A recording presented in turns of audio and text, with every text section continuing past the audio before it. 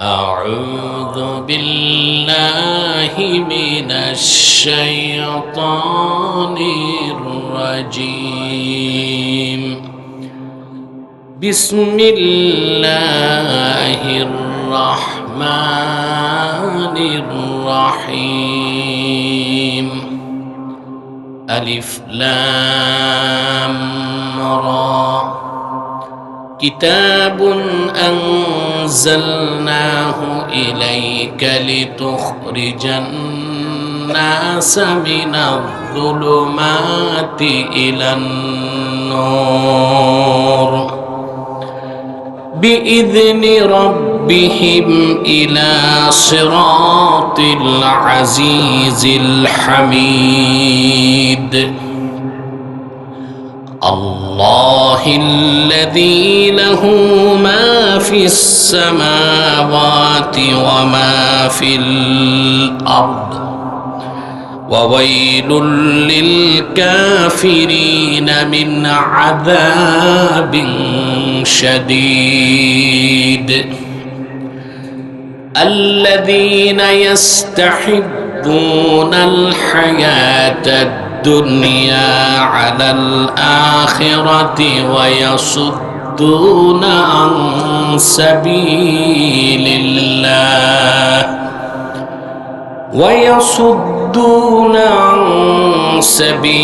الله ويبغونها عوجا أولئك في ضلال بعيد.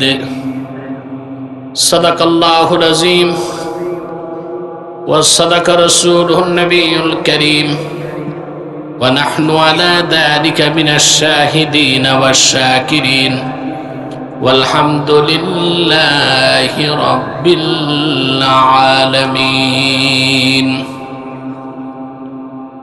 إن الله وملائكته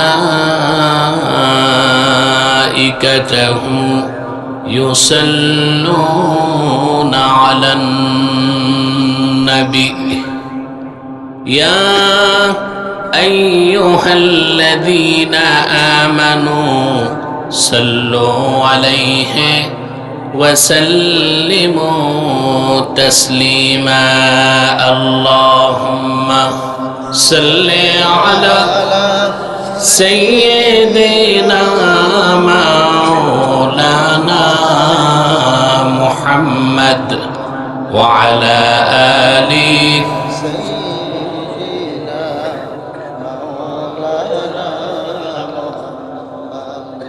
আপনারা এতগুলো মানুষ দরুদ শরীফ পড়ছেন, কোনো আওয়াজ নাই। আপনাদের কি সমস্যা কৃপণতা না অসুস্থতা? সবটুকুন ভালোবাসা উজাড় করে পড়ুন আল্লাহুম্মা সাল্লি আলা সাইয়্যিদিনা। মাশাআল্লাহ, লাইভ হচ্ছে না?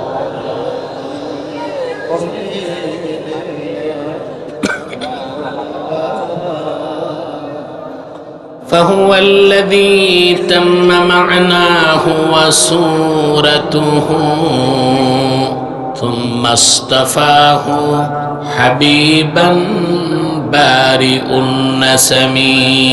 اللهم صل على مولانا محمد وعلى آله.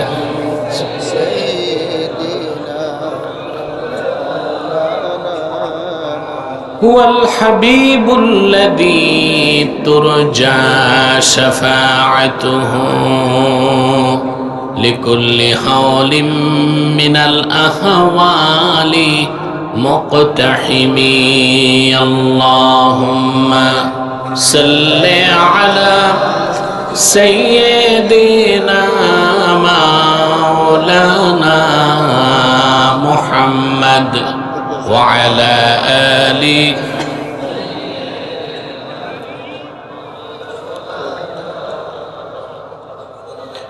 মুহাম্মাদুন রাসূলুল্লাহ সাল্লাল্লাহু আলাইহি ওয়াসাল্লাম খাতামাল্লাহু বিহিন নবুওয়া ওয়া হাকামান লা নবিয়্যা বা'দাহু বালাগাল উলা বিকামালিহি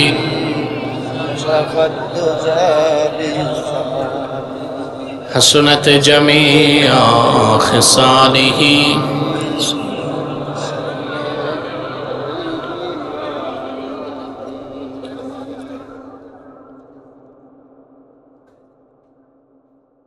ঐতিহ্যবাহী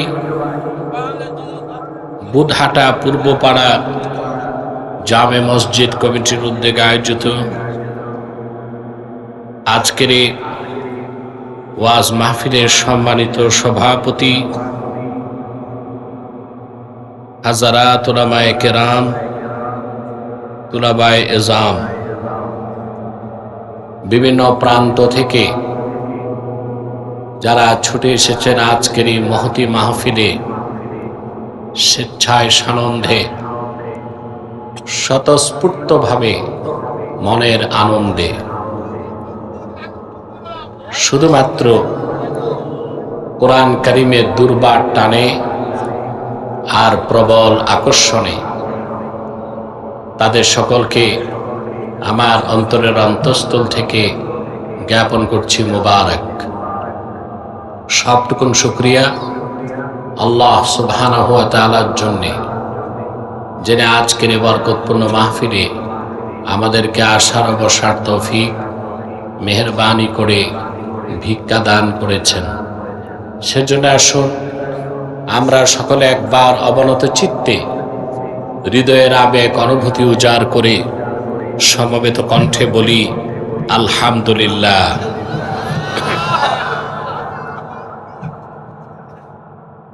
পাগল আছে নাকি? তো পাগলকে এভাবেই জামাইয়া ধরে বসায় রাখে না বেঁধে রাখতে হয়?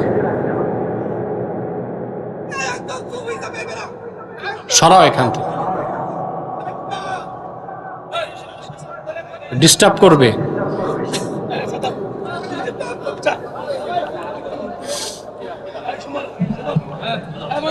এখন এটা আবার কি ধরনের পাগল তাও দেখতে হবে, জাতে মাতাল তালে ঠিক কিনা। আপনার যারা পাশে ভালো মানুষ আছেন এটাকে কন্ট্রোল করেন।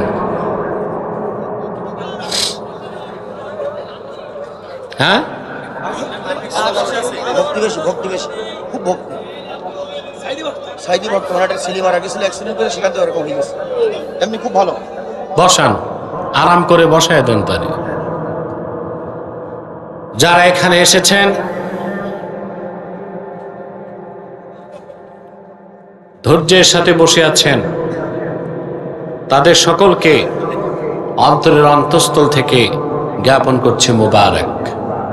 সবটুকুন শুকরিয়া আল্লাহ সুবহানাহু ওয়া তাআলার জন্যে, যিনি আমাদেরকে এখানে আসার ও বসার তৌফিক মেহেরবানি করে ভিক্ষা দান করেছেন। সেজন্য আসুন আমরা সকলে একবার অবনত চিত্তে হৃদয়ের আবেগ অনুভূতি উজাড় করে সমবেত কণ্ঠে বলি আলহামদুলিল্লাহ। অগণিত অসংখ্য দরুদ ও সালাম আল্লাহর সৃষ্টির প্রধান আকর্ষণ, বিশ্বসভার সভাপতি, সকল নবী রাসূলগণের মাথার তাজ, শামসুল হিদায়াত, বদরুদ্দুজা, সাইয়্যিদুস সাকালাইন, ইমামুল মুরসালিন, খাতামুন নবিয়্যিন আল মুরসালিন, আফতাবে নবুওয়াত, শাহনশাহে রিসালাত, সরকারে দো জাহাঁ, সুলতানুল মদিনা, নবিয়ুল আম্বিয়া, হুজুরে আকরম, নূরে মুজাসসাম, নূরুন আলা নূর, সাইয়্যিদিনা হাবিবিনা শফিঈনা মাওলানা মুহাম্মদ সাল্লাল্লাহু আলাইহি ওয়াসাল্লামের উপর আল্লাহ তাবারাকা ওয়া তাআলা যাকে আজ থেকে ১৫০০ বছর আগে প্রেরণ করেছেন সর্বশ্রেষ্ঠ ও সর্বশেষ নবী ও রাসূল হিসেবে, যার পরে আজ পর্যন্ত পৃথিবীতে অবশ্যই কোনো প্রকার নবী কিংবা রাসূল অবশ্যই আসে নাই, অবশ্যই এখনো নাই, অবশ্যই কিয়ামত পর্যন্ত আসবে না। সম্মানিত সুধী, আমি এই রাতের বেলা এত পথ পাড়ি দিয়ে আসতে খুব কষ্ট হয়েছে আমার। আপনাদের পথঘাট খুব খারাপ, অনেক বড় বড় গর্ত হয়ে আছে, এত বড় গর্ত যেগুলোতে মাছ চাষ করা যাবে।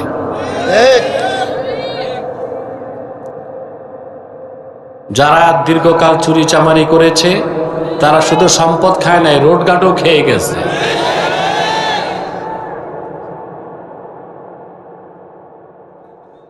তা আমার আসতে খুব ক্লান্তি, অবসাদ, দুঃখ, ব্যথার বোঝা নিয়ে এসেছি। আপনাদের এই সুন্দর চেহারাগুলো দেখে আমার কষ্ট দূর হয়ে গেছে, আলহামদুলিল্লাহ। আমি আজকে আপনাদের সামনে কোরআন করিম সূরা ইব্রাহিম থেকে প্রথম 3টি আয়াত তেলাওয়াত করেছি। আপনাদের ইহকালীন কল্যাণ, পরকালীন মুক্তির লক্ষ্যে নির্ভরযোগ্য মুফাসসির এবং মুহাদ্দিসগণের দৃষ্টিকোণ থেকে কিছু কথা আপনাদের সামনে তুলে ধরার চেষ্টা করব ইনশাআল্লাহ। যদি আল্লাহ সুবহানাহু ওয়া তাআলা আমাকে এবং আপনাদেরকে তৌফিক ভিক্ষা দান করেন, বলুন আল্লাহুম্মা আমিন। ভূমিকাতে একটি কথা বলবো, আমার দিকে তাকান, ওটা ড্রোন, কিচ্ছু না, আপনাদের ভিডিও করছে, আমার দিকে তাকায় থাকেন। এই যে আপনারা এখানে এসেছেন আর বসে আছেন, আসার পেছনে বসার পেছনে পার্থিব জাগতিক কোনো স্বার্থ আছে?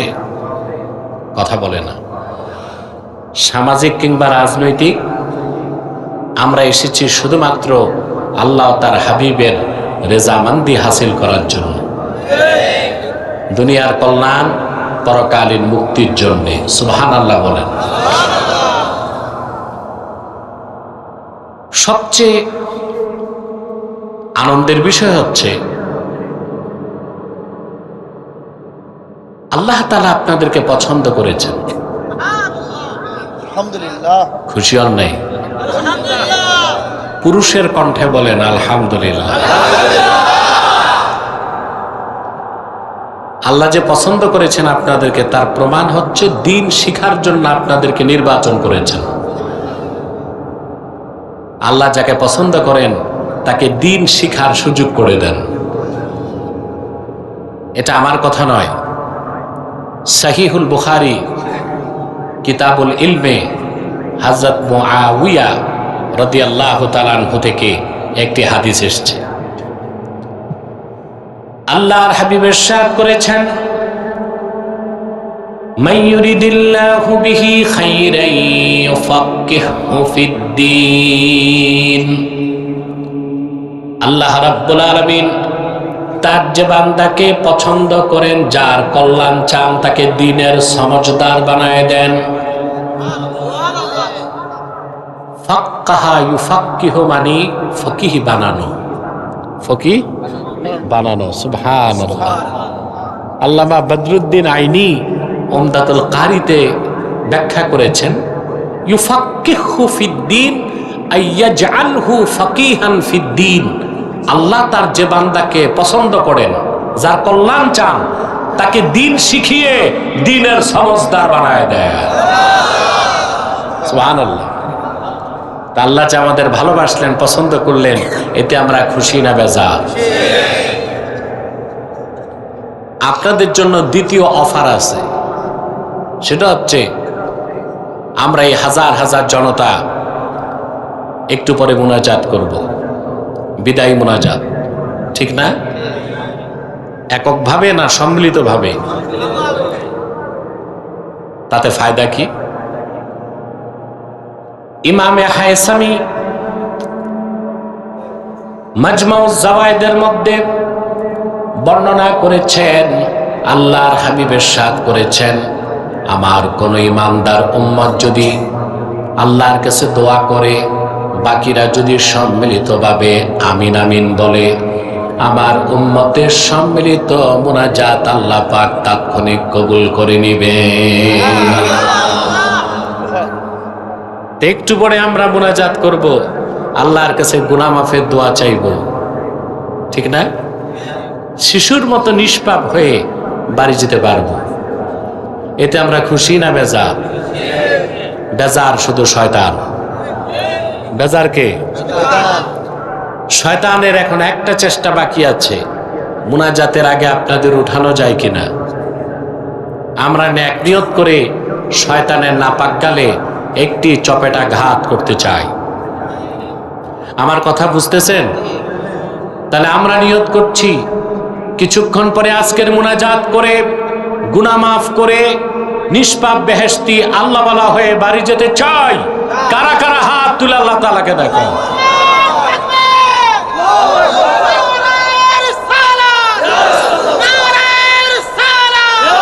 সাল্লাল্লাহু আলাইহি ওয়াসাল্লাম। আল্লাহ কবুল করুক, আল্লাহ মঞ্জুর করুক, বলুন আল্লাহুম্মা আমিন। সম্মানিত সুধী, আর দেরি নয়, সরাসরি মূল আলোচনায় চলে যাচ্ছি। তেলাওয়াতের মাধ্যমে যদি পারেন আপনারাও পড়বেন, যেন আল্লাহ তাআলা কোরআন কারীমের প্রতিটি অক্ষরে নূর দিয়ে আমাদের অন্তরকে বিকশিত করে দেন। আউযু বিল্লাহি মিনাশ শাইতানির রাজীম। বিসমিল্লাহির রাহমানির রহিম। আলিফ লাম রা। কিতাবুন আনজালনাহু ইলাইকা লিতুখরিজান নাসা মিনাজ-যুলুমাতি ইলান-নূর। সূরা ইব্রাহিমের শুরুই করলেন আল্লাহ তাআলা কয়েকটি অক্ষর দিয়ে, আলিফ লাম রা। আলিফ লাম রা। মাইকম্যান কোন দিক? তোমার সাউন্ড ভালো আছে, আরেকটু চিকন হবে, আরেকটু বাড়বি স্টেজে। পিছনে হর্ন চলে?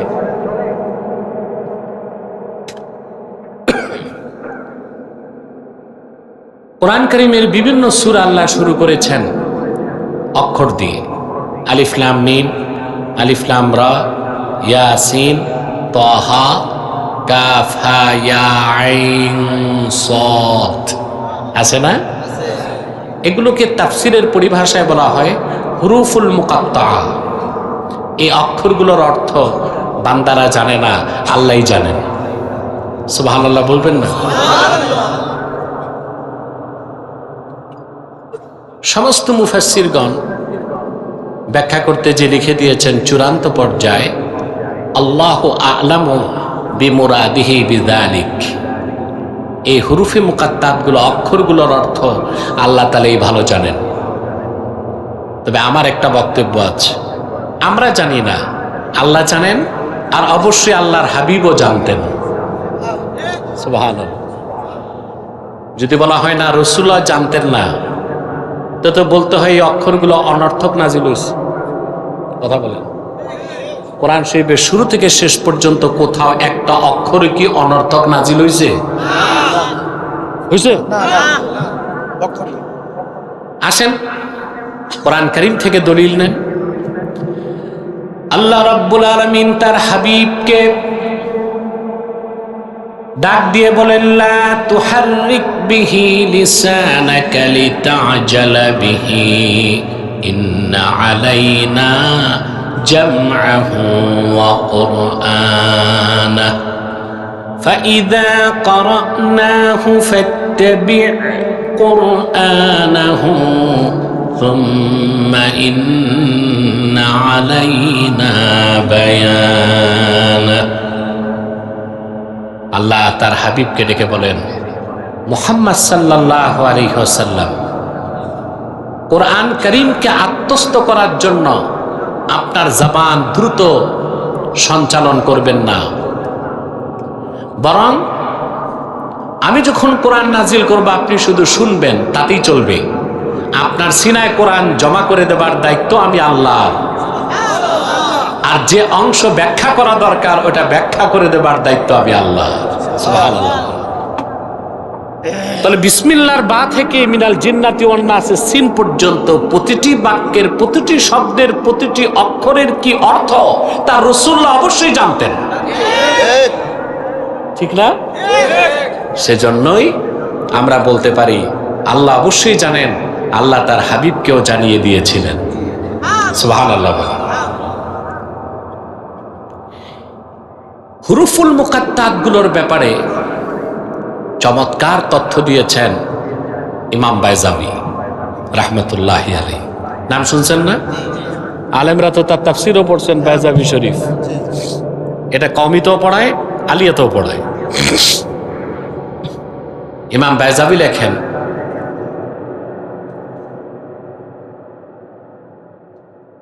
তাহাদ্দাল্লাহু সুবহানাহু ওয়া তাআলা বিহুরুফিল মুকাত্তাআ বিকুফারি কুরাইশ।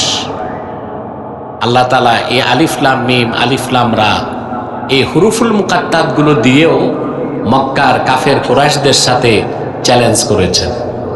সুবহানাল্লাহ বলে। কিন্তু কথাটি এত সূক্ষ্ম ব্যাখ্যাপূর্ণ যে আমাকে একটা ভূমিকা টানতে হচ্ছে বুঝানোর জন্য। কাফের মুশরিকরা যখন কোরআনকে অস্বীকার করলো, আল্লাহর পক্ষ থেকে তার হাবিবের মাধ্যমে আল্লাহ কাফেরদেরকে চ্যালেঞ্জ করলেন। প্রথম চ্যালেঞ্জ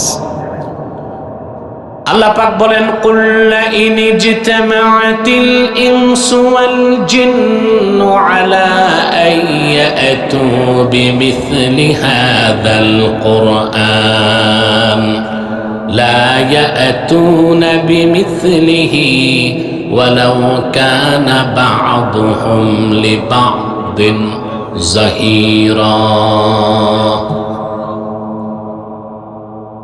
মুহাম্মদ সাল্লাল্লাহু আলাইহি ওয়াসাল্লাম অবিশ্বাসী কাফেরদেরকে বলুন,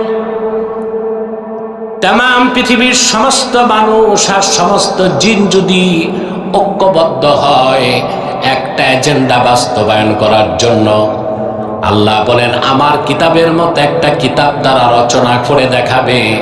আল্লাহ বলেন কিয়ামত তক জিন আর মানুষ যদি পরস্পরকে সহযোগিতা করে, তারপরও আমার কোরআনের মতো একটা কিতাব আনতে পারবে না। কেউ পেরেছে? আল্লাহর চ্যালেঞ্জ কত শক্ত। যদি সমস্ত মানুষ আর সমস্ত জিন জোটবদ্ধ হয়, জোট বুঝেন? আরে ভাই আমি কি কবরস্থানে না মাহফিলে? এখনো তোমাদের শব্দ নাই। মাহফিলে না কবরস্থানে? আমাকে তো সাপোর্ট দিতে হবে, পারবেন না? জোট বুঝেন?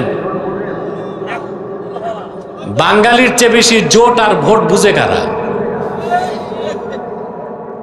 এই দেশের মানুষ রাজনীতি বুঝুক আর না বুঝুক তর্ক করে। চায়ের দোকানে গেলে দেখবেন চায়ের কাপে রাজনীতির তর্কে যে ঝড় তুলে বাঙালি।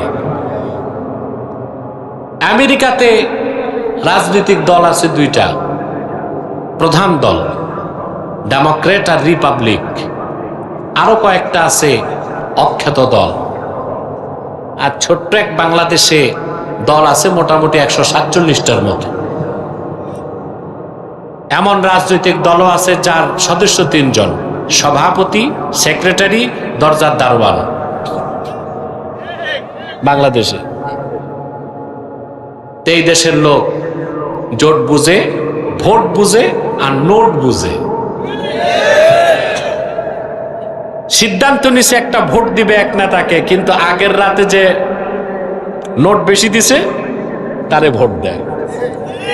আমি দেখলাম এই 50 বছরে এই দেশের স্বাধীনতার পর থেকে ইতিহাস এটাই প্রমাণ দেয়, এই জাতি বুঝে জোট, ভোট, নোট, ফির সব কুছ ঝুট।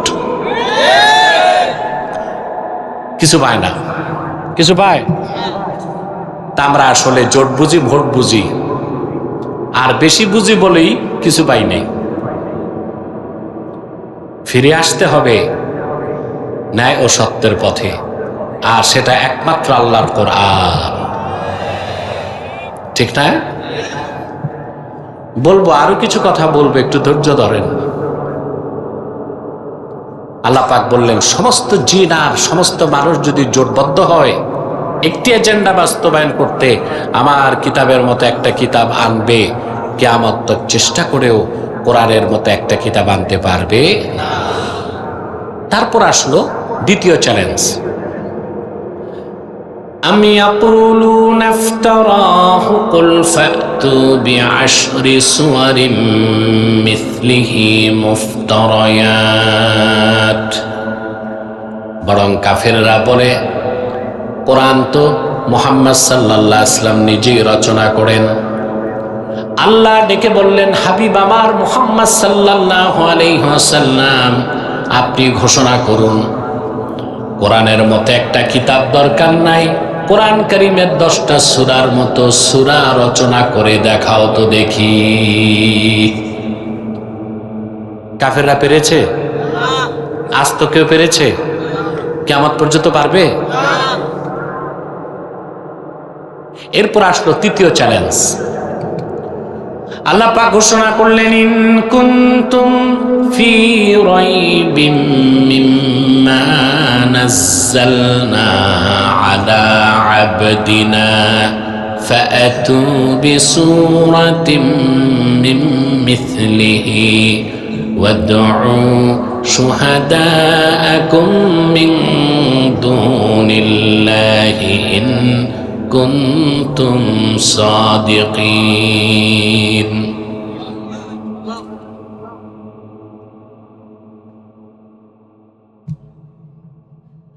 আল্লাহ পাক চ্যালেঞ্জ করলেন, কোরআনের মতো কিতাব তো আনতে পারো নাই, 10টা সূরার মতো সূরাও তো পারো নাই। শোনো, তোমরা যারা আমার বান্দা মুহাম্মদ সাল্লাল্লাহু আলাইহি ওয়াসাল্লামের উপর অবতীর্ণ কোরআনকে সন্দেহ করো, কোরআনের মতো কিতাব দরকার নাই, 10টা সূরাও দরকার নাই, আমার কোরআনের একটা সূরার মতো সূরা এনে দেখাও তো দেখি।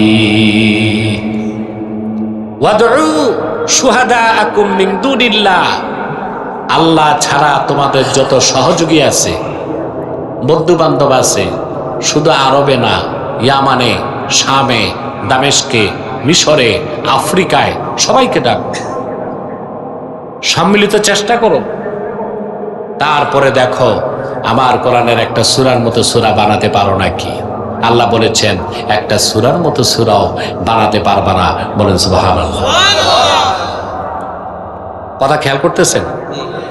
এরপরে আল্লাহর পক্ষ থেকে চ্যালেঞ্জ হলো হুরুফুল মুকাত্তাতের মাধ্যমে।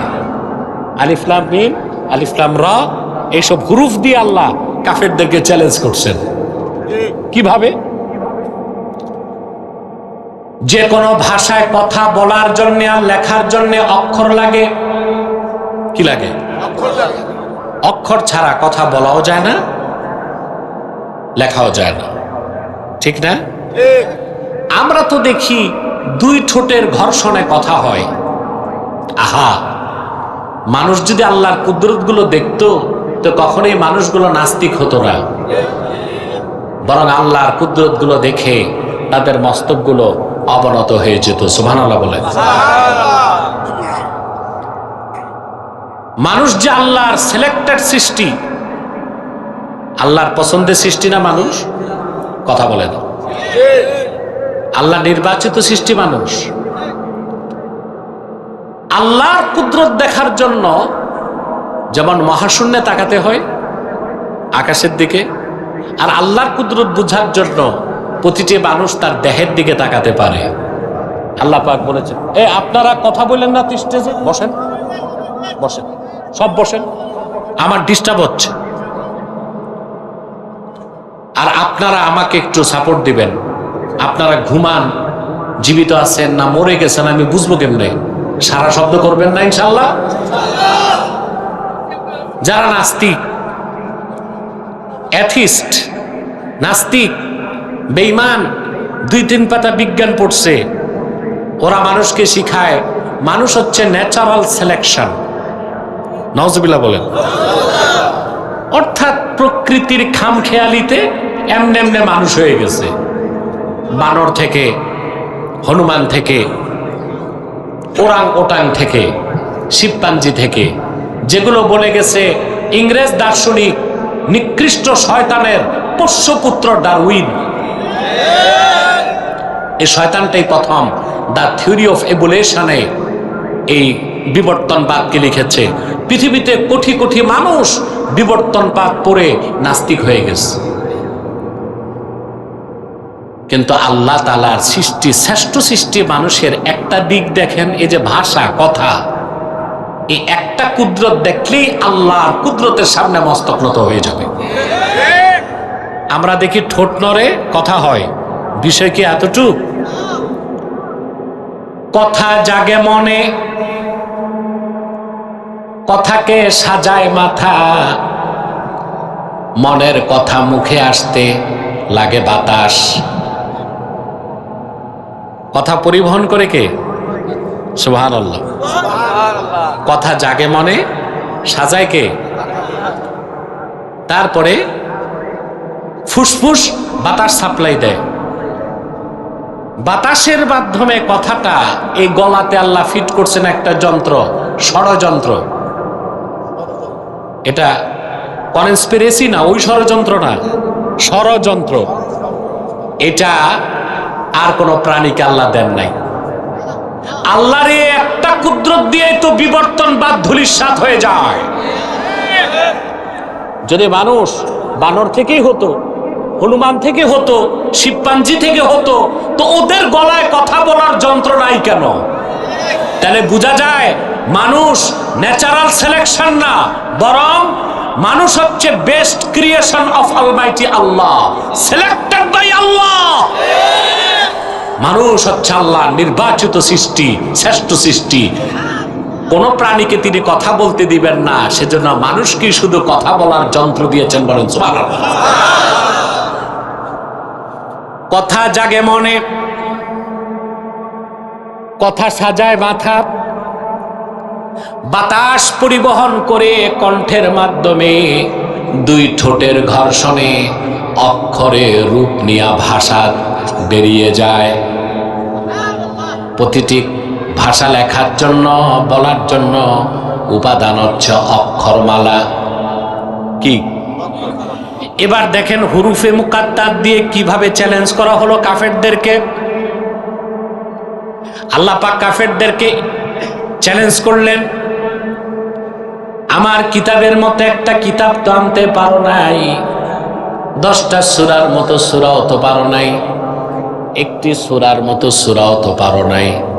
আমার ভাষা আরবি, আমার হাবিবের ভাষাও আরবি, কোরআনের ভাষাও আরবি, কুরাইশরা তোমাদের ভাষাও তো আরবি। আরবি লেখার জন্য, বলার জন্য যে অক্ষর লাগে তা তো তোমাদের কাছে আছে, যেমন আলিফ লাম মিম, আলিফ লাম র, ইয়াসিন, তাহা।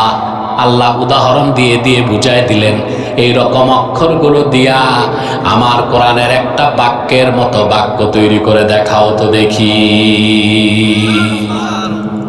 কাফেররা পেরেছে? জোরে বলেন। সেজন্য বেজাবি বলেছেন, এই আলিফ লাম মিম, আলিফ লাম র, এই হুরুফুল মুকাত্তাত দিয়ে আল্লাহ তাআলা মূলত কাফেরদেরকে আরেক প্রকার চ্যালেঞ্জ করেছেন, বলেন সুবহানাল্লাহ।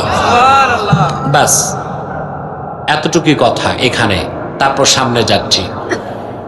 কিতাবুন আনজালনাহু ইলাইকা লিতুখরিজান নাসা মিনাজ যুলুমাতি ইলান নূর। মুহাম্মদ সাল্লাল্লাহু আলাইহি ওয়াসাল্লাম, আপনার উপর এই কোরআন আমি নাজিল করেছি, এই কিতাব আমি অবতীর্ণ করেছি, যেন আপনি গোটা মানব সভ্যতাকে অন্ধকার সমূহ থেকে বের করে একটি নূরের দিকে আনতে পারেন। সুবহানাল্লাহ বলেন। সেই নূর হচ্ছে ইসলাম, সেই নূর হচ্ছে ঈমান। সুবহানাল্লাহ বলেন। সে নূর কি? ইসলাম। সে নূর হচ্ছে ঈমান।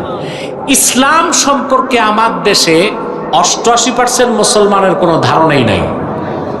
তারা মনে করে ইসলাম হচ্ছে প্রথা সর্বস্ব একটা ধর্ম।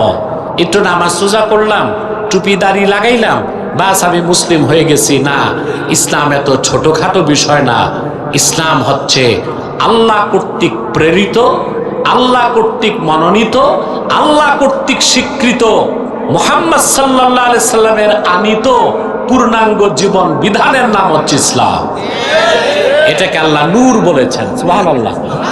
আর এই ইসলাম ছাড়া যা আছে, যত তন্ত্র মন্ত্র মতবাদ, মিথ্যাশ্রিত ধর্ম, মানবরচিত ধর্ম, বিকৃত ধর্ম, এই সব কিছুকে আল্লাহ বললেন জুলুমাত। অন্ধকার না, অন্ধকার সমূহ। জুলমাতুন মানে অন্ধকার, আর জুলুমাত হচ্ছে বহুবচন, অন্ধকার সমূহ।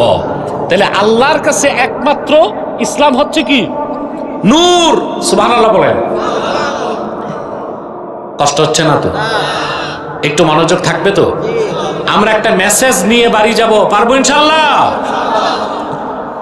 আমার ভাইয়েরা, আল্লাহ রাব্বুল আলামিন কোরআন কারীমের মধ্যে ইসলামের বিভিন্ন পরিচয় তুলে ধরেছেন, ইসলামকে বিভিন্ন বিশেষণে বিশেষিত করেছেন। যেমন আল্লাহ এখানে ইসলামকে বলেছেন নূর। নূর মানে কি? জোরে বলতে হবে। আলো। কেমন আলো? এখানেও ব্যাখ্যা আছে।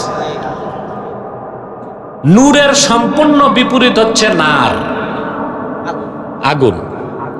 নার বা আগুন ধরালে তাতেও তো আলো হয়, হয় না? কিন্তু আগুন নিভাই দিলে আলো হয় না। আবার সূর্য উঠলে আলো পান, ওটা হচ্ছে দাউ উশ-শামস। ওটা কি? দাউ উশ-শামস, যার বহুবচন দিয়া। কিন্তু সূর্যের আলো আমরা সবসময় পাই না, মেঘ আসলে পাই না, বৃষ্টির দিন পাই না, রাত হয়ে গেলে পাই না। পাই আমরা? পাই না। কিন্তু নূর হচ্ছে এমন আলো যা রোজে আজাল থেকে আলো। নূর এখনো নূর, কিয়ামত তক নূর, অনন্তকাল নূর থাকবে। সেটাকেই আল্লাহ নূর বলেছেন। ইসলামকে আল্লাহ বিভিন্ন বিশেষণে বিশেষিত করেছেন। এখানে আল্লাহ ইসলামকে বলেছেন নূর, অন্য জায়গায় বলেছেন ইসলাম হচ্ছে নূরুল্লাহ, আল্লাহ নূর। আল্লাহ রাব্বুল আলামিন বলেন, ইউরিদুনা লিইউতফিউ নূরাল্লাহি বিআফওয়াহিহিম ওয়াল্লাহু মুতিম্মু নূরিহি ওয়ালাউ কারিহাল কাফিরুন। কাফের মুশরিকরা চায় তাদের মুখের ফু দিয়া আল্লাহর নূরকে নিভায় দিবে না। আল্লাহ অবশ্যই তার নূরকে পরিপূর্ণতা দানকারী। আল্লাহ অবশ্যই মুহাম্মদ সাল্লাল্লাহু আলাইহি ওয়াসাল্লামকে প্রেরণ করে প্রায় ১৫০০ বছর আগে আল্লাহ তার নূর ইসলামকে পরিপূর্ণ করে দিয়েছেন। কিয়ামত পর্যন্ত সেই আল্লাহ নূর দ্বীন ইসলাম, যেটা চেরাগে মুহাম্মাদি, মানুষকে শুধু আলোই দেখায় যাবে। কিয়ামত তক মানুষ অন্ধকার ছেড়ে আল্লাহ প্রদত্ত সেই দিন নূর, দ্বীন ইসলাম, আল্লাহ নূরের আলোতে আসতে থাকবে।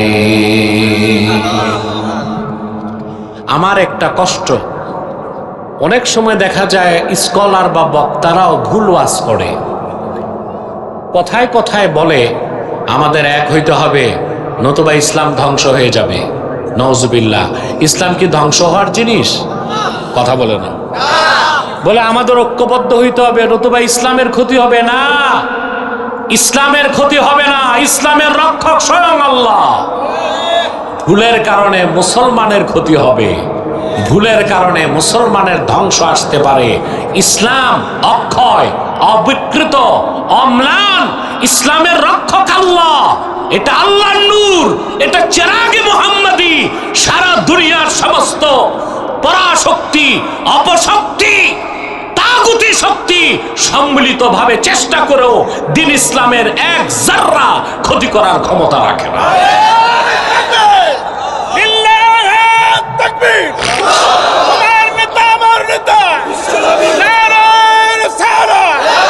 সাল্লাল্লাহু আলাইহি ওয়াসাল্লাম। তাহলে আপনাদের ভাষা ঠিক করবেন। ইসলামের ক্ষতি করা যায়? ইসলাম ধ্বংস হওয়ার জিনিস? ক্ষতি হয় কাদের? ধ্বংস হবে কারা? যদি ইসলাম থেকে সরে যায়, ঠিক না? প্রিয় ভাইরা আমার, এই ইসলামকে আল্লাহ বলেছেন দ্বীনুল্লাহ, আল্লাহর দ্বীন। ইসলামকে আল্লাহ বলেছেন নূরুল্লাহ, ইসলামকে আল্লাহ বলেছেন নূর, ইসলামকে আল্লাহ বলেছেন উরওয়াতুন উসকা। আল্লাহ পাক বলেন ফামান ইয়াকফুর বিত্তাগুতি ওয়া ইউমিন বিল্লাহি ফাকাদ ইসতামসাকা বিল উরওয়াতিল উসকা। ফামান ইয়াকফুর বিত্তাগুত, যে তাগুতকে অস্বীকার করবে, ওয়া ইউমিন বিল্লাহ, আল্লাহর উপর ঈমান আনবে, সুবহানাল্লাহ, ফাকাদ ইসতামসাকা বিল উরওয়াতিল উসকা, সেজন্য একটা শক্ত হাতলকে ধরলো। ইসলামকে আল্লাহ বলেছেন উরওয়াতুন উসকা, এমন এক শক্ত হাতল, লা ইনফিসামা লাহা আই লা ইনকিতা লাহা, এই হাতল যে ধরবে তা শেষ গন্তব্য হবে আল্লাহর জান্নাত, মাঝখানে কোনো বাধা নাই, বলেন সুবহানাল্লাহ। ইসলামকে আল্লাহ বলেছেন উরওয়াতুন উসকা, বলেন সুবহানাল্লাহ। শুধু তাই নয় ভাইয়েরা আমার, ইসলামকে আল্লাহ বলেছেন দ্বীনুল্লাহ, মানে আল্লাহর দ্বীন। চিন্তা করেন, একমাত্র ইসলামই হচ্ছে সাম্প্রদায়িকতার ঊর্ধ্বে। সাম্প্রদায়িকতার, বাংলাদেশে কিছু বুদ্ধিজীবী আছে, আছে না? এখন বুদ্ধিজীবীদের ভাত নাই, এ সবগুলো ধরা খাইছে। সরকার পতনের আগে আমার কাছে ধরা খাইছে সবগুলো বুদ্ধিজীবী। এই এটা জেলে আছে এখন, আলহামদুলিল্লাহ বলবেন না? এটা ছিল নাস্তিকদের ঠাকুর শাহরিয়ার কবির। এটারে শাহরিয়ার কবির নামে কেউ চিনে না, এটারে বলে মুরগি চোর। আছে জেলে, আমার সাথে ডিবেটে সে শোচনীয়ভাবে পরাজিত হয়েছিল। আমার কথা, এই নাস্তিক শাহরিয়ার কবিরকে 2 দিনের রিমান্ড কেন দিল? ও তো যুদ্ধাপরাধী। আলেম ওলামার বিরোধিতার জন্য তারা করেছে গাধানি, গাধানি, শুনছেন না? এটা করে গেছে জাহানার ইমাম। ওইটা জাহানার ইমাম ছিল না, জাহান্নামের ইমাম ছিল। ওইটা মরার পর রেখে গেছে ওর পোষ্যপুত্র শাহরিয়ার কবিরকে। আর শাহরিয়ার কবিরের পয়সা আসতো ইসরায়েল থেকে। কোত্থেকে? তাদের ব্যবসা ছিল কি? মুক্তিযুদ্ধের চেতনা আর রাজাকার। এই ব্যবসা গেছে, আর এই ব্যবসা বাংলাদেশে চলবে না।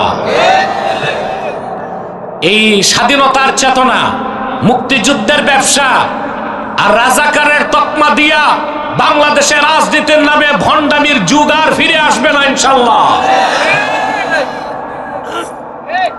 এই শাহরিয়ার কবির আলেম ওলামাকে বলতো রাজাকার।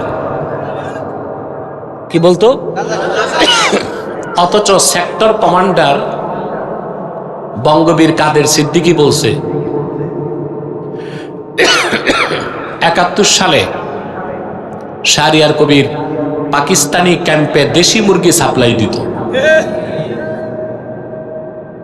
এখন আমার কথা, যে পাকিস্তানিরা এই দেশে নিরীহ মানুষকে হত্যা করত, তাদেরকে দেশি মুরগি সাপ্লাই দিয়া শাহরিয়ার কবির এনার্জি সাপ্লাই দিত, সে কি যুদ্ধাপরাধী না? জোরে বলেন। এই জন্য এই জনসমুদ্রের পক্ষ থেকে ইন্টারিম গভর্নমেন্টকে দাবি করছি, যুদ্ধাপরাধী হিসেবে বাংলাদেশের মানুষ শাহরিয়ার কবিরের ফাঁসি চায়।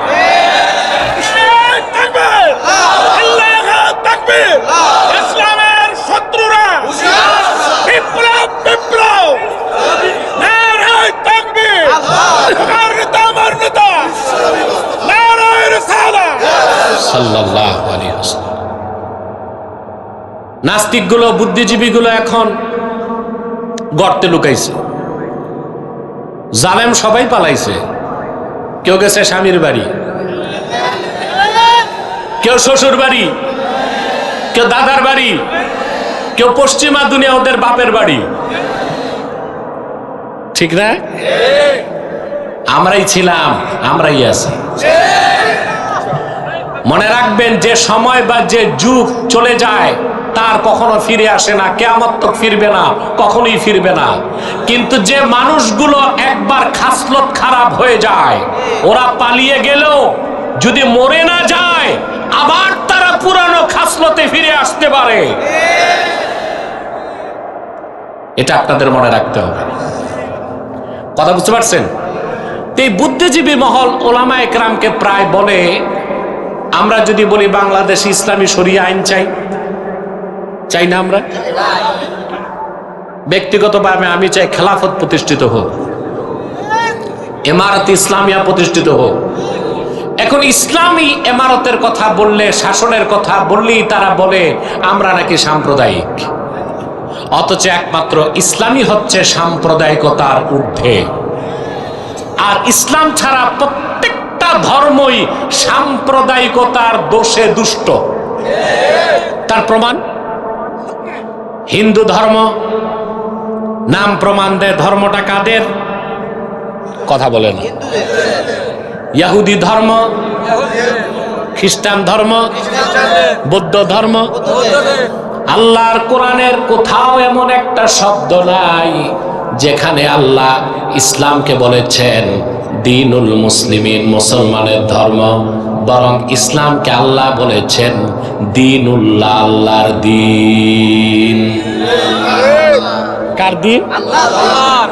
এই কোরআনের কোথাও ইসলামকে বলা হয় নাই দিনুল মুসলিমিন, এটা বলা হয় নাই।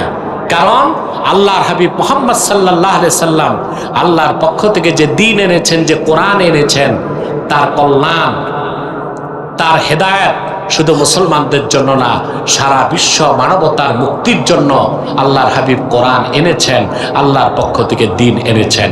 এই দিন ইসলামকে আল্লাহ দিনুল মুসলিমিন বলেন নাই, দিনুল্লাহ বলেছেন। বলেন সুবহানাল্লাহ। আল্লাহ রাব্বুল আলামিন বলেন, ইযা জাআ নাসরুল্লাহি ওয়াল ফাতহ ওয়া রাআইতান নাসা ইয়াদখুলুনা ফি দীনিল্লাহি আফওয়াজা। আল্লাহ দিন ইসলামকে বলেছেন দিনুল্লাহ। দিন কার? সুবহানাল্লাহ বলবেন না? দিনুল মুসলিমিন বলছেন, মুসলমানের ধর্ম বলছেন না, আল্লাহ নিজের দিন বলেছেন? সুবহানাল্লাহ বলেন। তাইলে যদি আমরা আল্লাহর জমিনে আল্লাহর দিন মোতাবেক রাষ্ট্র চালাতে চাই, সেই দাবিটা কি আমাদের সাম্প্রদায়িক বা অযৌক্তিক হবে? দিন হচ্ছে দিনুল্লাহ, জমিন হচ্ছে আরদুল্লাহ, আমরা হচ্ছি ইবাদুল্লাহ। দিন হচ্ছে দিনুল্লাহ, জমিন হচ্ছে আরদুল্লাহ, আমরা হচ্ছি ইবাদুল্লাহ। আল্লাহর জমিনে আল্লাহর বান্দারা আল্লাহ দিনের আইন দিয়া দেশ চালাবে, সেখানে সাম্প্রদায়িকতার কোন ধোঁয়া তোলার সুযোগ নাই।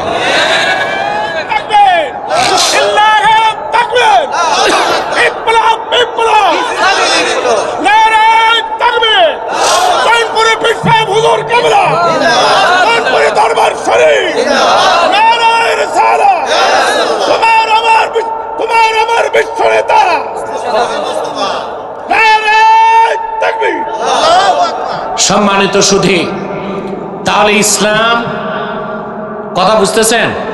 এই ইসলামকে আল্লাহ বলেছেন নূরুল্লাহ, ইসলামকে বলেছেন নূর, ইসলামকে বলেছেন দিনুল্লাহ, ইসলামকে বলেছেন উরওয়াতুল উফকা। এটা গতানুগতিক ধর্ম না, এটা পূর্ণাঙ্গ জীবন বিধান। বলেন সুবহানাল্লাহ। আমার ব্যক্তি জীবন কেমন হবে, সমাজ জীবন কেমন, সাংস্কৃতিক জীবন কেমন, রাষ্ট্র জীবন কেমন, শিক্ষা জীবন কেমন, লেনদেন কেমন, ব্যবসা বাণিজ্য কেমন হবে, আইন আদালত কেমন হবে, বিচার ব্যবস্থা কেমন হবে, সব কথাই দিন ইসলামের মধ্যে এসেছে। দিন ইসলাম যারা মানবে, এই পৃথিবীতে তাদের কোনো কল্যাণ মুক্তির জন্য অন্য কোনো মানুষের, কোনো ধর্মের, কোনো মতবাদের মুখাপেক্ষী হবার দরকার নাই। ইসলামের বাইরে কিচ্ছু নাই, সবটাই জুলুমাত, চাইলেও নেওয়ার কোনো সুযোগ নাই। আপনারা বলতে পারেন হিন্দু ধর্ম বৌদ্ধ ধর্মের কথা বাদ দিলাম, ইসলাম ছাড়াও তো আরো দুইটা ধর্ম আছে, যে দুই ধর্মকে বলা হয় স্যামেটিক রিলিজিয়ান, স্যামেটিক রিলিজিয়াস বলা হয় না? একটা ইহুদি ধর্ম আর একটা খ্রিস্টান ধর্ম। আরবিতে আকাশকে বলে সামা, কি বলে? এই সামা থেকে স্যামেটিক, সামা থেকে, অর্থাৎ কোন কালে যে ধর্মটা আকাশ থেকে এসেছে ওইটাকে বলা হয় স্যামেটিক রিলিজিয়াস। কথা বুঝতেছেন? হ্যাঁ, আমরা জানি মুসা নবীর কাছে দিন এসেছে আসমান থেকে, ঈসা নবীর কাছে দিন এসেছেও আসমান থেকে। এখন কেউ বলতে পারে তাইলে ইসলাম ছাড়া আরো তো ধর্ম আছে, ওগুলো মানা যাবে না কেন? প্রশ্ন আসে না? আমি একটা সহজ উদাহরণ দিচ্ছি আপনাদেরকে। ঔষধ যত দামি হোক, মূল্যবান হোক, মেয়াদ উত্তীর্ণ ঔষধ খেলে রোগী ভালো হবে না মরবে? মারা যাবে না?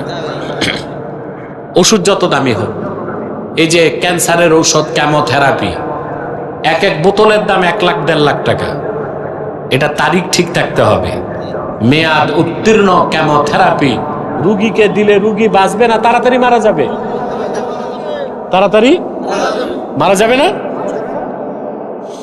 মুসা নবীর কাছে আল্লাহর পক্ষ থেকে যে দিন এসেছিল,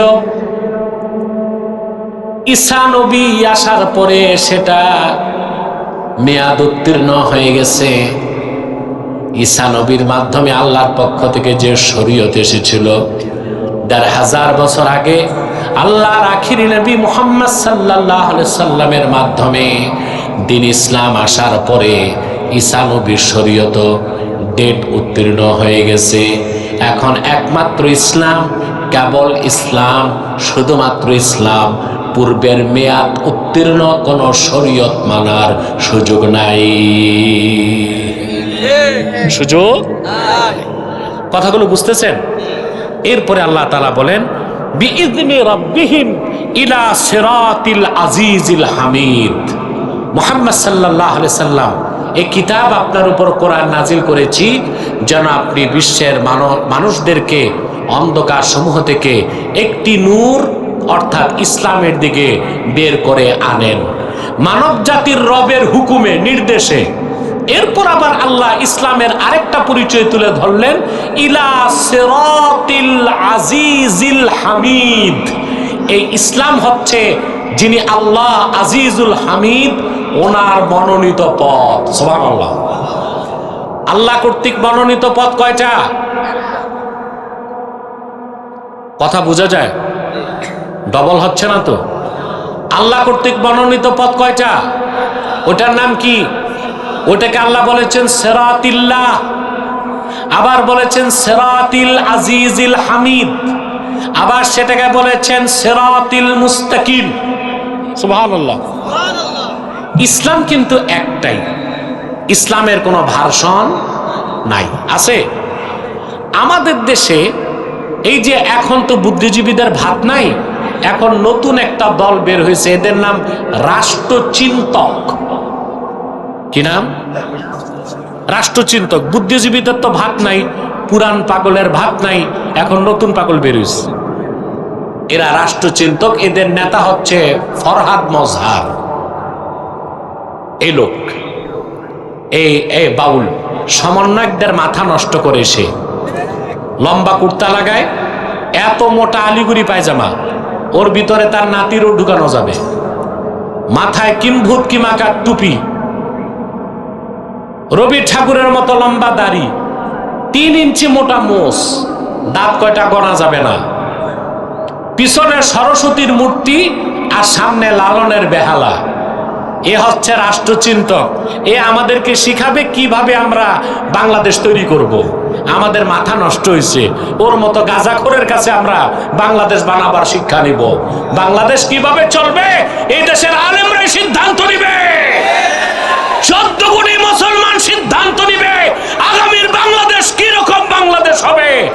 দেশের মুসলমান চায় আগামীর বাংলাদেশ হবে আল কোরআনের বাংলাদেশ, আগামীর বাংলাদেশ হবে ইসলামের বাংলাদেশ, আগামীর বাংলাদেশ হবে আলেম ওলামার নেতৃত্বের বাংলাদেশ।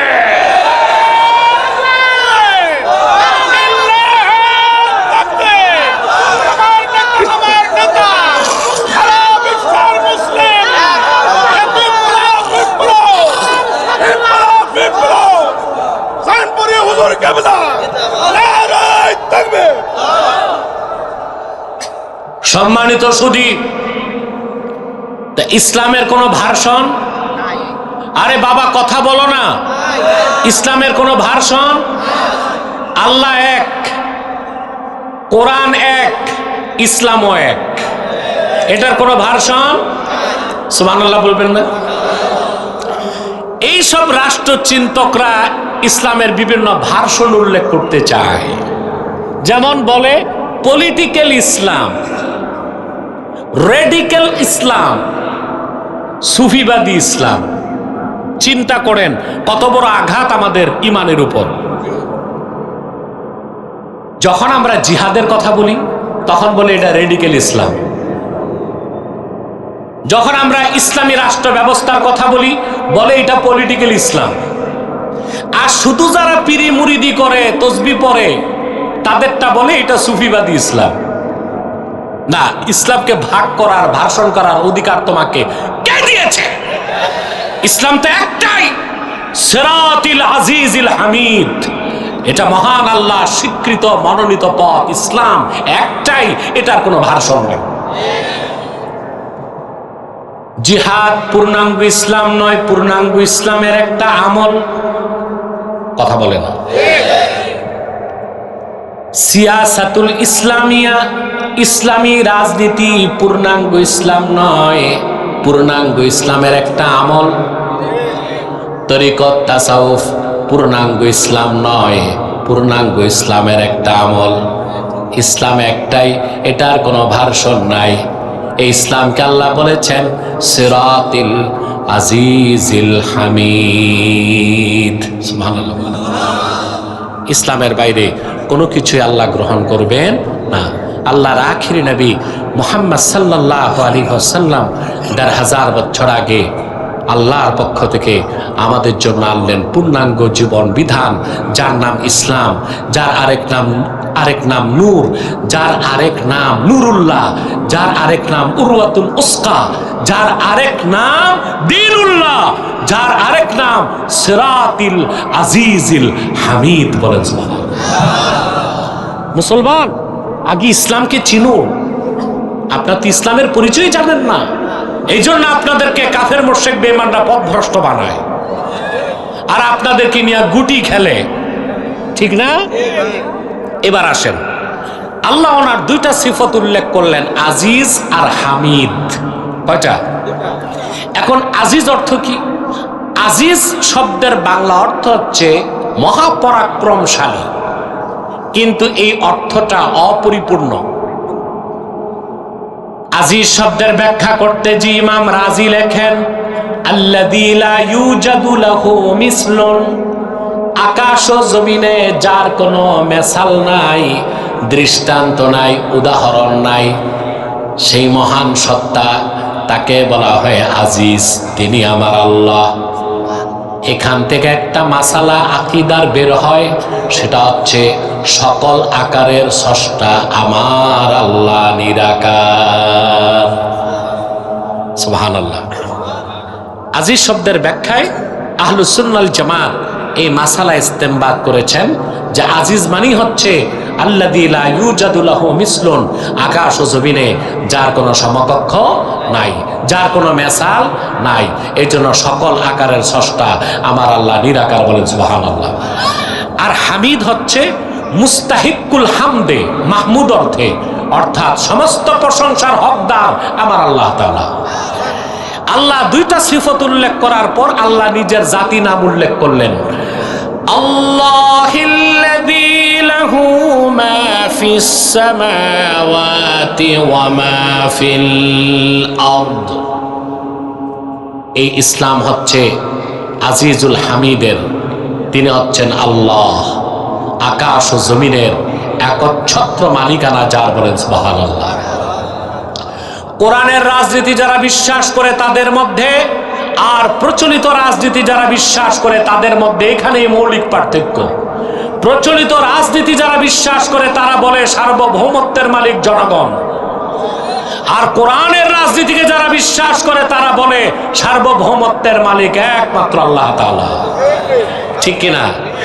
পার্থক্যটা কি গৌণ না মুখ্য? মৌলিক পার্থক্য। যারা মনে করবে সার্বভৌমত্বের মালিক জনগণ, তাদের মিছিল মিটিং রাজনীতি সব নাজায়েজ এবং হারাম হিসেবে গণ্য হবে। আর যারা কোরআন সুন্নাহ মোতাবেক রাজনীতি করবে, বিশ্বাস করবে সার্বভৌমত্বের মালিক আল্লাহ, তাদের রাজনীতিটা ইবাদত বলে গণ্য হয়ে যাবে। একটা ইবাদত হবে আর একটা কি হবে? নাফরমানি হবে। আপনারা শক্তি দিয়া বলেন সার্বভৌমত্বের মালিক কে? এখন যারা বলে সার্বভৌমত্বের মালিক জনগণ, তারা নিজেরাই সংবিধান বানায়, আবার প্রয়োজনে ওই সংবিধান খেয়ে ফেলে। কথা বলে না। যারা বলে সার্বভৌমত্বের মালিক জনগণ, সংবিধান তারা বানায় না? তারা সংবিধান বানায়, তারপরে সংবিধানের উপর ঈমান আনে, আবার যখন ভালো লাগে না, জুত লাগে না, তখন এই সংবিধান আবার বাতিল করে দেয়। এটা অনেকটাই হিন্দুদের মূর্তি পূজার মতো একটা শিরকি কাজ। যেমন দুর্গা পূজার আগে, সরস্বতী পূজার আগে মূর্তি টুর্তি থাকে? থাকে না। পূজার আগে এগুলো হিন্দুরা বানায়। কথা বলে না। ওরা নিজ হাতে মূর্তিগুলো বানায়, তারপর মূর্তির উপর ঈমান আনে, এগুলোরই চুমাচামি করে, সম্মান করে, আবার এগুলো নিয়ে নদীতে বিসর্জন দেয়। ওরাই বানালো, ওরাই ঈমান আনলো, ওরাই ধ্বংস করলো। তো এখন যারা জনগণ সার্বভৌমত্বের মালিক এটা বলে, এরাই জনগণকে প্রতিনিধি বানায়া সংবিধান লেখে, ঈমান আনে, আবার যখন ভালো লাগে না এই সংবিধানকে আবার খেয়ে ফেলে। কথা বলে না। এবার আমি একটা উদাহরণ দিব আপনাদেরকে, কথাটা বলবো, হৃদয়ে লালন করবেন। আর ইউটিউবার ভাইরা তোমরা আমার দিকে তাকাও, ক্যাপশন ঠিক মতো দিতে হবে। হযরত ওমর রাদিয়াল্লাহু তাআলা আনহু তিনি বলেন, কুন্না ফিল জাহিলিয়াতি নাসনাউল আসনাম বিল আজওয়া। হযরত ওমর বলেন, জাহিলি যুগে আমরা খেজুর দিয়া মূর্তি বানাইতাম। হিন্দুরা বানায় কি দিয়া? আর হযরত ওমর বলেছেন, আমরা কুরাইশরা জাহিলি যুগে মূর্তি বানাতাম খেজুর দিয়া। কি দিয়া? মূর্তি বানাতাম, সম্মান করতাম, চুমা খেতাম, বুকে রাখতাম, মাথায় রাখতাম, বগলে রাখতাম, ক্ষুধা লাগলে খেয়ে ফেলতাম। খাইতে সমস্যা হইতো না, কারণ বানাইতেন কি দিয়া? খেজুর দিয়া। হিন্দুদের প্রতি আমার পরামর্শ থাকবে, তোমরা মাটি দিয়া মূর্তি না বানায় আটা দিয়া বানাও, তাহলে এগুলো পরে ব্রেড বানায় খাওয়া যাবে। ঠিক না? একটা কাজে লাগলো। তো হযরতে ওমর রাদিয়াল্লাহু তাআলা আনহু বলেন, আমরা খেজুর দিয়া মূর্তি বানাতাম, সম্মান করতাম, শ্রদ্ধা করতাম, চুমা খাইতাম, মাথায় রাখতাম, বুকে রাখতাম, বগলে রাখতাম, ক্ষুধা লাগলে খেয়ে ফেলতাম। আজ হযরত ওমরের কথাটা আমার হৃদয়ে দাগ কেটেছে। ১৫০০ বছর পর দেখতে পাই যারা বলে সার্বভৌমত্বের মালিক জনগণ, তারাই আইন তৈরি করতেছে, তারাই সংবিধান রচনা করতেছে, আবার তারাই তাদের সংবিধানের উপর ঈমান আনতেছে, আবার সময় মতো তারাই তাদের সংবিধান খেয়ে ফেলতেছে। এখন কথা হচ্ছে, রাষ্ট্র সংস্কার হবে, নতুন সংবিধান হবে। আমরা ৭২-এর সংবিধান চাই না। আবার মন গড়া জনগণ সার্বভৌমত্বের মালিক এই নীতিতে সংবিধান চাই না। আমরা এমন এক সংবিধান চাই যা রচিত হবে কোরআন ও সুন্নাহর আলোকে, ইজমা ও কিয়াসের আলোকে।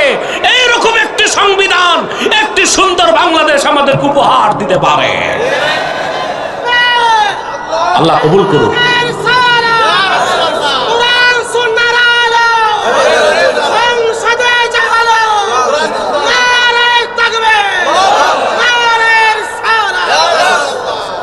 সম্মানিত সুধী, এরপরে আল্লাহ তাআলা বলেন, ওয়াইলুল লিল কাফিরিন মিন আযাবিন শাদীদ। কাফেরদের জন্য দুর্ভোগ, তাদের জন্য রয়েছে জাহান্নামের কঠিন শাস্তি।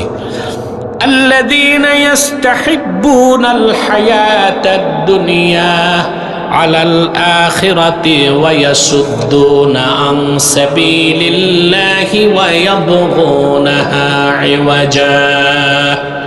ওই সব কাফের তারা যারা আখিরাতের উপর দুনিয়ার জীবনকে প্রাধান্য দেয় আর আল্লাহ তাআলার মনোনীত সিরাতে মুস্তাকিমের মধ্যে বক্রতা সৃষ্টি করতে চায়, কোনোদিন বক্রতা সৃষ্টি করতে পারবে না।